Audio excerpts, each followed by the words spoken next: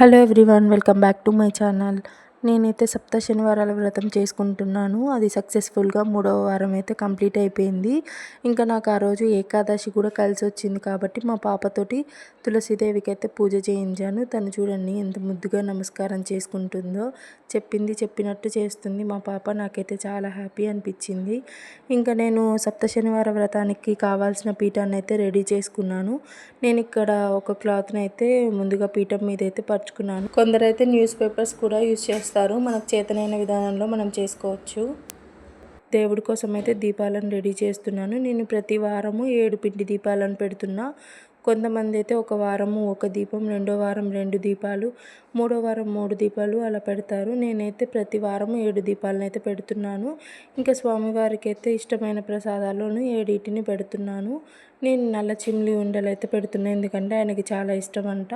So ప్రతిసారి 7 నల్ల chimney ఉండలు అయితే చేసి పెడుతున్నాను. ఇంకా అలాగే పరమాన్నం, పాయసం, వడపప్పు, పానకం, మంచి శనగలు, నల్ల ద్రాక్షాలు 7 ఈ విధంగా ప్రసాదాలు అయితే స్వామివారికి పెడుతున్నాను. ఇంకా నేను చేసుకొని పక్కకు పెట్టుకున్న పిండి దీపాలకైతే ఇలా తిరునామాలని పెట్టి మంచిగా గంధం కుంకుమతోటి అయితే బొట్లు పెట్టాను. స్వామివారికి ఎంతో ఇష్టం ఇట్లా మనం డెకరేషన్ చేసి పెడితే, ఎందుకంటే ఆయన అలంకార ప్రియుడు కాబట్టి మనం ఎంత నీట్గా డెకోర్ చేసుకుంటే ఆయన అంత ఇష్టపడతారు. కాకపోతే మనకి చేతనైనంతలోనే చేసుకోవాలి. మరి హడావిడికి పోయి ఏదో ఎక్కువ డబ్బులు పెట్టి చేసుకోవాలని కాదు నేను చెప్పేది. మనకు నచ్చినట్టుగా, మనకి తోచినట్టుగా స్వామివారిని అలంకరించుకోవచ్చు. ఇంకా నేనైతే ముందు రోజే తులసి ఆకులను కోసి పక్కకు పెట్టుకున్నాను. ఇంకా వాటితోటే స్వామివారికి అలంకరించాను. తామర పువ్వులు అయితే ముందు రోజు చెరువు దగ్గరికి వెళ్ళాను కాబట్టి అక్కడ తెచ్చుకున్న వాటిని డెకరేషన్ కోసం అయితే యూజ్ చేసుకున్నా. ఇంకా కొంతమంది అయితే కలశం పెట్టుకుంటారు, కొంతమంది పెట్టుకోరు. దానిలో ఏం లేదు, మన ఇష్టం. అది మనకు చేతనయ్యే విధానంలో మనమైతే స్వామివారిని పూజించుకుంటాము. ఇంకా నేనైతే ఇట్లా మంచిగా నీట్గా డెకోర్ చేసుకొని వ్రతకల్పం పుస్తకంలో ఉన్నటువంటి మంత్రాలు, అష్టోత్తరాలు అన్నిటినీ చదువుకొని స్టోరీస్ కూడా చదివిన తర్వాత స్వామివారికి నైవేద్యం సమర్పించి ఇట్లా ధూపం దీపాలతోటి మంచిగా స్వామివారిని కొలుసుకున్న తర్వాత నేనైతే నా పూజను కంప్లీట్ చేసుకుంటాను.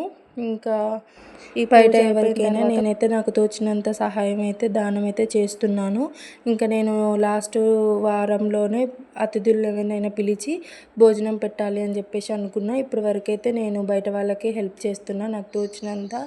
ఇంక ఈ విధంగా నేనైతే చేసుకుంటున్నాను. నాకు ఈవినింగ్ టైంకి ఐడల్ అయితే వచ్చింది కాబట్టి నేను ఈవినింగే అభిషేకం చేసుకున్నాను.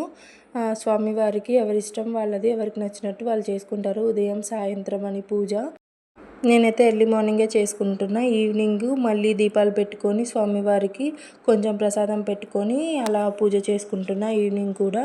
ఇంకా పీఠం అయితే నెక్స్ట్ డే మార్నింగ్ కానీ ఆ రోజు నైట్ కానీ కదిలించుకుంటున్నాను.